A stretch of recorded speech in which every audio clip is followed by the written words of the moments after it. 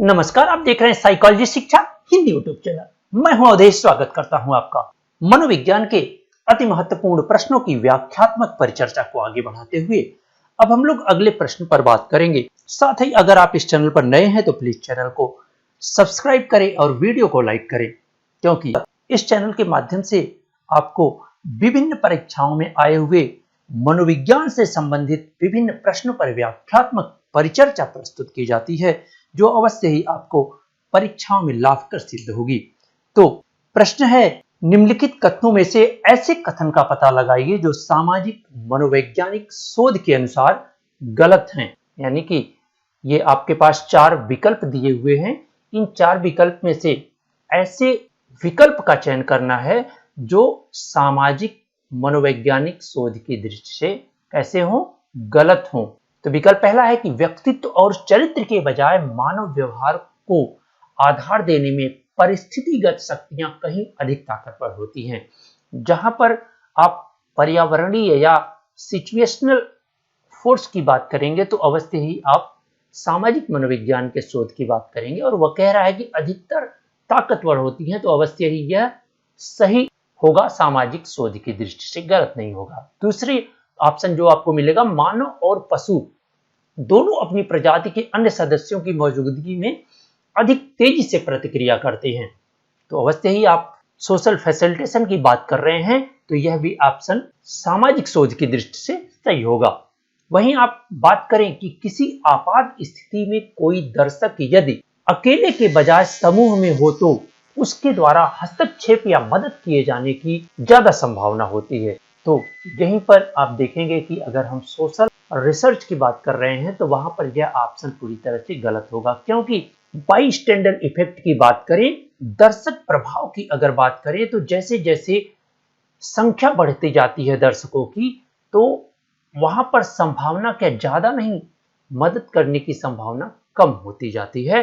तो अवश्य ही जो यह प्रश्न के आधार पर जो विकल्प आपको सही मिलता है वह मिलता है सी। आइए अगले प्रश्न पर बात करें। तो अगला प्रश्न है, लोगो चिकित्सा विकसित करने का श्रेय निम्नलिखित में से किसे दिया जाता है।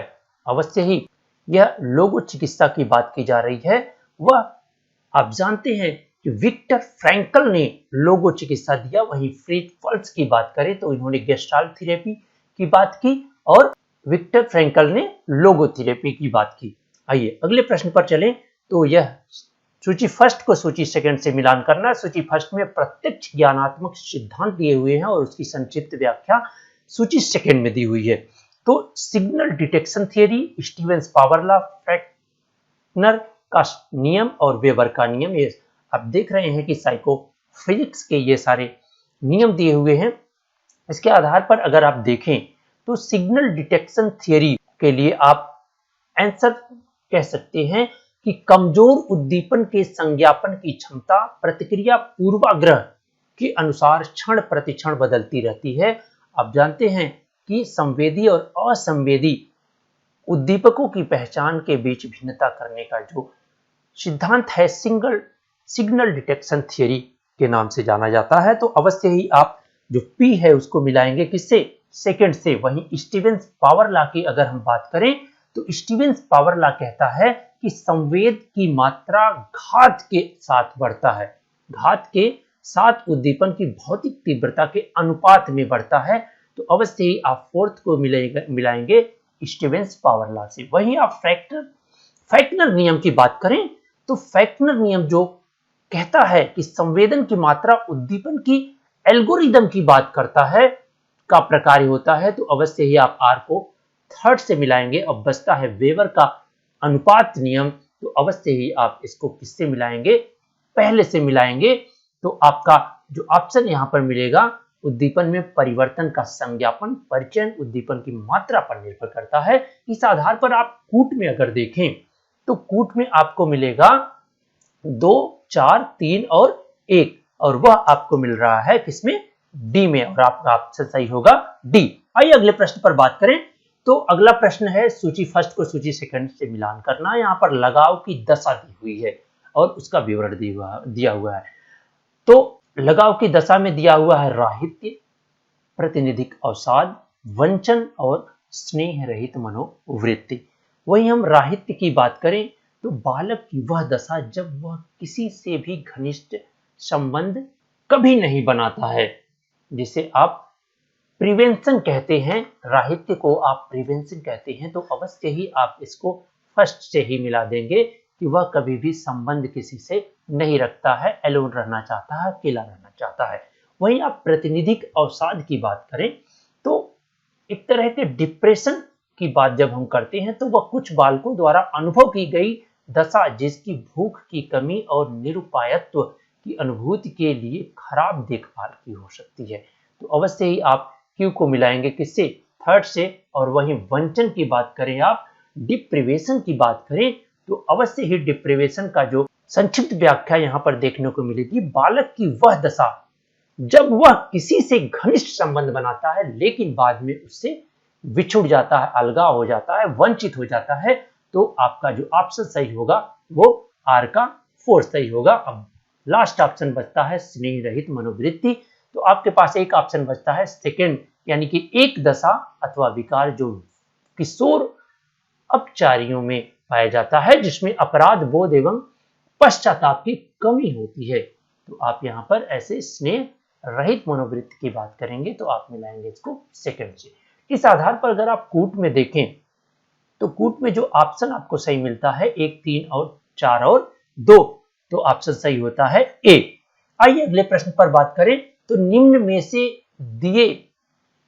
में दिए बीमाओं के ध्रुव से मैकोवी और मार्टिन, मनोवैज्ञानिकों का नाम है मैकावी मार्टिन द्वारा प्रतिपादित अनुज्ञामयी जनकीय शैली के लिए युग्म का चयन करें।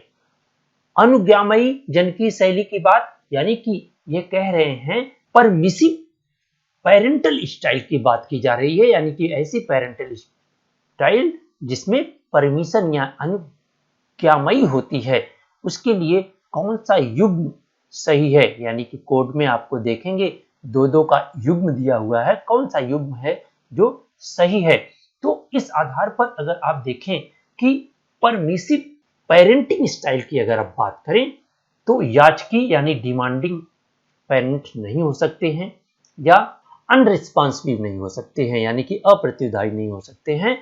तो वह क्या होंगे कि रिस्पॉन्सिव होंगे, यानी कि प्रत्युत्तरदायी होंगे, और अयाचकी होंगे यानी कि अनडिमांडिंग होंगे, यानी कि उनकी डिमांड नहीं होगी और वो हमेशा रिस्पॉन्सिबल होंगे। तो इस आधार पर अगर आप देखें तो आपको ऑप्शन मिलेगा सेकंड और 4, वो मिल रहा है आपको डी में, यानी कि जो आंसर सही होगा वो डी सही होगा। अगले प्रश्न पर बात करें तो यहाँ पर भी सूची फर्स्ट को सूची सेकंड से मिलान करना है, मनोवैज्ञानिक पद और उसके घटक दिए हुए हैं। अर्जन, विलोपन, स्वतः पुनर्लाभ और सामान्यीकरण आप देखेंगे तो एक तरह से अनुबंधन की ये सभी मनोवैज्ञानिक कॉन्सेप्ट हैं या पद हैं, इसको संक्षिप्त व्याख्या के आधार पर मिलाना है। तो वहीं अर्जन की बात करें तो एक तरह का सीखना, एक तरह की नई चीजों का अर्जन करने की बात की जा रही है। अर्जन करना यानी कि नई चीजों को सीख लेना। तो इस आधार पर अगर आप ऑप्शन में देखें तो आपको ऑप्शन मिलेगा कि अधिगम की आरंभिक अवस्था जिस दौरान प्रतिक्रिया स्थापित होती है। ठीक है, क्या होती है? प्रतिक्रिया स्थापित, यानी नई चीज स्थापित होती है और धीरे धीरे क्या होता है? सुदृढ़ होती है। क्लासिकी अनुबंधन में चरण जिसमें उद्दीपन अनुबंधित प्रतिक्रिया जागृत होती है, और वहीं क्रिया प्रसिद्ध अनुबंधन में क्या होता है? पुनर्बलन प्रतिक्रिया का सुदृढ़ीकरण होता है कि जैसे जैसे जब किसी अनुक्रिया पर पुनर्बलन दिया जाता है तो वह क्या होता है? व्यवहार और भी सुदृढ़ होता है। तो अवश्य ही जो आप मिलाएंगे अर्जन को, वो किससे मिलाएंगे? आप 4 से मिलाएंगे। वहीं आप विलोपन की बात करें तो जब पुनर्बलन देना बंद कर दिया जाता है तो धीरे धीरे सीखी हुई जब प्रक्रियाएं विलुप्त होने लगती हैं तो वहीं पे क्या होता है? विलोपन की अवस्था आती है। तो आप देखेंगे कि अनुबंधित प्रतिक्रिया का ह्रास क्या होता है? जो सीखी गई, जो अनुबंधन हो चुका है, उस अनुबंधन का ह्रास क्लासिकी अनुबंधन में तब उत्पन्न होता है जब अनानुबंधित उद्दीपक क्या होता है? अनुबंधित उद्दीपक के रूप में नहीं चलता है, यानी कि अनानुबंधित उद्दीपक को अनुपस्थित कर दिया जाता है। धीरे धीरे भोजन देना बंद कर देंगे। केवल अगर आप बेल देंगे तो क्या होगा, जो लाल स्राव होगा वो क्या होगा, उसका विलोपन होने लगेगा धीरे धीरे। वहीं अगर क्रिया प्रसूत अनुबंधन की बात करें तो जब पुनर्बलन नहीं दिया जाता, यानी कि जब अनुबंधन हो जाएगा पुनर्बलन के साथ, तो जब आप पुनर्बलन देना बंद कर देंगे तो धीरे धीरे क्या होगा, जो अनुबंधित अनुक्रिया है उसका क्या होगा, विलोपन हो जाएगा। तो अवश्य ही जो आपका ऑप्शन सही हो रहा है विलोपन से, हो रहा है थर्ड। वहीं आप स्वतः पुनर्लाभ की बात करें तो स्वतः पुनर्लाभ एक ऐसी प्रक्रिया होती है जहां पर जिस परिस्थिति में अनुबंधन हुआ है प्राणी का, उससे कुछ समय के लिए उसे हटा दिया जाता है और फिर जब उसी परिस्थिति में उसको लाया जाता है तो पुनः वो चीजें उसको आभास होने लगता है या वैसा करने लगता है, उसी को स्वतः पुनर्लाभ कहा जाता है। तो इसको आप किससे मिलाएंगे, फर्स्ट से मिलाएंगे, विलुप्त अनुबंधित प्रतिक्रिया का विश्रांति काल के बाद पुनः प्रकटन। यानी कि आप देखिए क्या कह रहा है कि विलुप्त अनुबंधित प्रतिक्रिया का विश्रांति यानी कि थोड़ी देर रुकने के बाद पुनः प्रकटन को क्या कहते हैं, स्वतः पुनर्लाभ कहते हैं। और अंत में आपका पास एक ऑप्शन बचता है, कौन सा ऑप्शन, डी, सामान्यीकरण यानी जनरलाइजेशन। उसको भी आप आसानी से मिलाएंगे, किससे, सेकंड से मिलाएंगे कि एक बार प्रतिक्रिया अनुबंधित हो जाती है तो एक समान प्रतिक्रियाओं को जागृत करने के लिए अनुबंधित उद्दीपन के समरूप उद्दीपक की प्रवृत्ति क्या होती है, वह सामान्यीकरण की होती है कि अगर कुत्ता जो है 500 हर्ट्ज पर अगर लार स्राव आवाज पर लार स्राव करता है तो वो 400 हर्ट्ज पर भी लार स्राव करेगा, इसी आधार पर वह, क्योंकि उसको एक समान उद्दीपक समझता है। तो इस आधार पर अगर आप देखें ऑप्शन में तो आपको ऑप्शन में मिलेगा 4, 3, 1 और 2 और वह मिलेगा आपको ए में और आपका आंसर सही होगा ए। आइए अगले प्रश्न पर बात करें तो अगला प्रश्न है कि एक समूह 12 प्रयोज्यों के साथ, यानी कि कितना, प्रति समूह, यानी कि एक समूह में कितने 12 प्रयोज्य हैं और कुछ कुल समूह कितने हैं, 5 हैं। तो यादृच्छिक एनोवा में त्रुटि प्रसरण के लिए स्वतंत्रता की कोटि क्या होगी। जाहिर सी बात है आपके पास n कितना है, 60 है और जो समूहों की संख्या है यानी कि k कितना है, 5 है। तो अवश्य ही आप अगर त्रुटि प्रसरण की बात करें तो आप सीधे सीधे n माइनस k करेंगे तो आपके पास आंसर मिलेगा 55। यानी कि आप विद इन ग्रुप की बात करें तो भी 55 आएगा और एरर प्रसरण की बात करें तब भी 55 आएगा। तो आपका आंसर कितना होगा, बी, यानी कि 55। वहीं अगर आप बिटवीन ग्रुप की बात करेंगे तो k-1 होता है इज इक्वल टू 5 में से जब 1 आप घटाएंगे तो 4 होगा और टोटल डीएफ की अगर जब आप बात करेंगे तो क्या होता है, n-1 होता है तो वो 60 में से 1 माइनस करेंगे तो हो गया 59 होगा। तो आपका जो ऑप्शन सही हो रहा है वो ऑप्शन सही होगा बी। आइए अगले प्रश्न पर बात करें तो निम्नलिखित में से किसके जरिए प्राप्त डेटा का विश्लेषण करने में ARIMA यानी कि ऑटोरिग्रेसिव इंटीग्रेटिंग मूवी एवेरियस मॉडल विशेष रूप से उपयोगी है। तो हम बात कर रहे हैं एक ऐसे मॉडल की जो कि लंबे समय तक किसी भी प्रक्रिया का अध्ययन करके उसका विश्लेषण करने में उपयोग किया जाता है। तो अवश्य ही जो इसका आंसर होगा वो समय श्रृंखला डिजाइन होगा, यानी कि टाइम सीरीज डिजाइन इसका आंसर होगा। आइए अगले प्रश्न पर बात करें तो रोसा स्याही कार्ड के बारे में क्या सही नहीं है। एक चीज ध्यान दीजिएगा, अगर हम इसके इंग्लिश वर्जन पर बात करें तो 69 का which of the following is correct of the रोसा इंक ब्लॉक डिजाइन परीक्षण। यहां पर क्या कह रहा है कि कौन सा ऑप्शन रोसा इंक ब्लॉक डिजाइन के बारे में सही है, यानी कि करेक्ट है।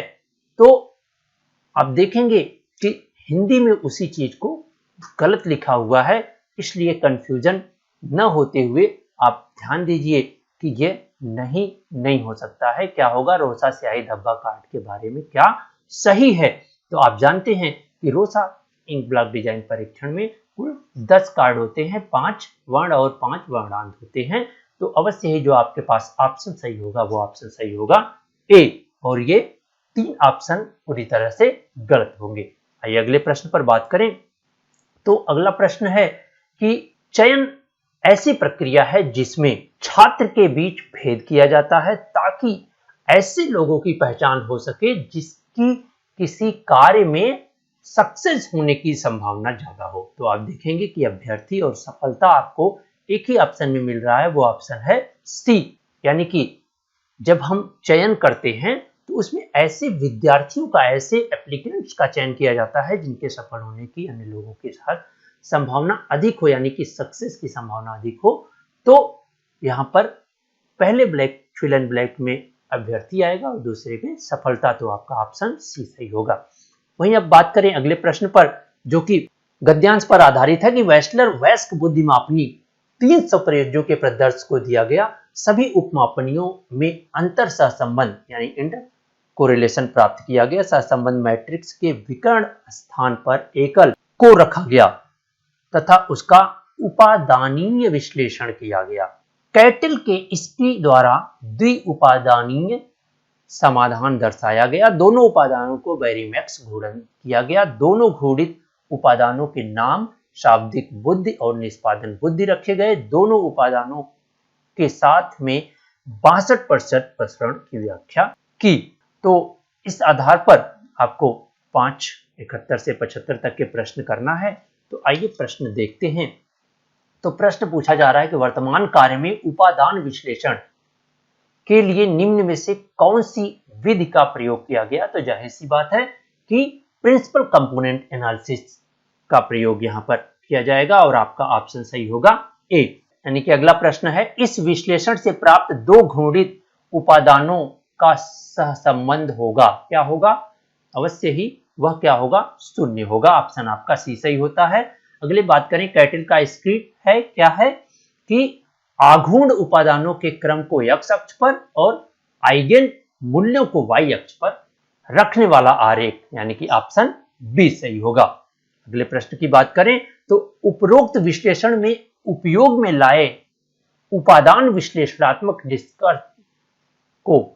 निदर्श को सर्वोत्तम कहा जा सकता है। कैसे कहा जा सकता है? कंपोनेंट निदर्श, यानी कि घटक निदर्श, और आपका ऑप्शन सही होगा डी। वहीं अगले प्रश्न और इस सीरीज के अंतिम प्रश्न की बात करें तो इस अनुसंधान में उपादान विश्लेषण ने, यानी कि जो उपादान विश्लेषण किया गया उसने वेस्लर की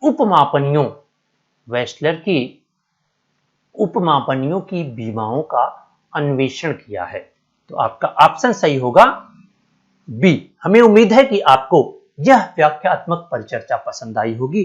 तो कमेंट करके अवश्य बताएं कि यह प्रश्नों की सीरीज आपको कैसी लग रही है और इसे और भी बेहतर बनाने के लिए क्या किया जा सकता है। आपका यह वीडियो व्याख्यान अंत तक देखने के लिए बहुत बहुत धन्यवाद।